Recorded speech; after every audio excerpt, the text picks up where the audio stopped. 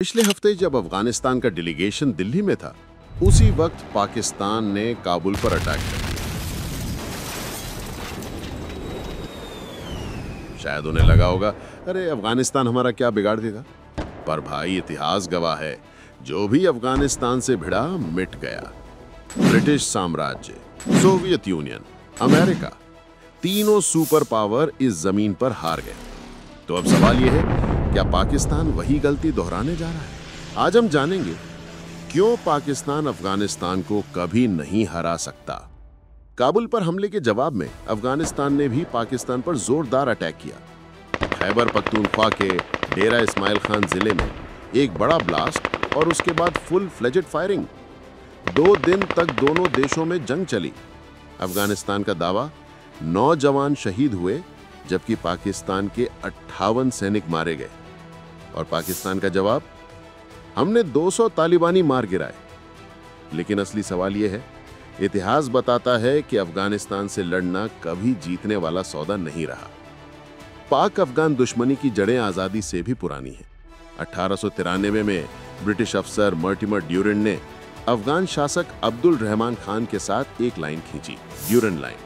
इस लाइन ने पश्तून जनजातियों को 2 हिस्सों में बांट दिया, आधा अफगानिस्तान में, आधा आज के पाकिस्तान में। और 1947 में जब पाकिस्तान बना, तो अफगानिस्तान ने इस सीमा को कभी वैध नहीं माना। तभी से दोनों देशों के बीच अविश्वास की दीवार खड़ी हो गई। अब आते हैं असली बात पर, क्यों कोई भी ताकत अफगानिस्तान को नहीं जीत पाई। पहला उदाहरण, ब्रिटिश साम्राज्य 1839 में। जब ब्रिटिश साम्राज्य अपने पीक पर था, उसने अफगानिस्तान पर कब्जा करने की कोशिश की। काबुल में राजा शाह शुजा को बैठाया, पर जब सेना लौट रही थी, 16,000 सैनिकों में से सिर्फ 1 जिंदा बचा। इतिहास की सबसे शर्मनाक हार। दूसरा उदाहरण, सोवियत यूनियन 1979। कम्युनिस्ट सरकार को बचाने के लिए हमला किया, लेकिन अफगान मुजाहिदीनों ने पहाड़ों से गुरिल्ला वार शुरू कर दिया। अमेरिका और पाकिस्तान ने उन्हें स्टिंगर मिसाइलें दी। 10 साल की जंग के बाद 15,000 सोवियत सैनिक मारे गए और यूएसएसआर का पतन शुरू हो गया। तीसरा उदाहरण, अमेरिका 2001। ओसामा बिन लादेन को पकड़ने के लिए हमला किया।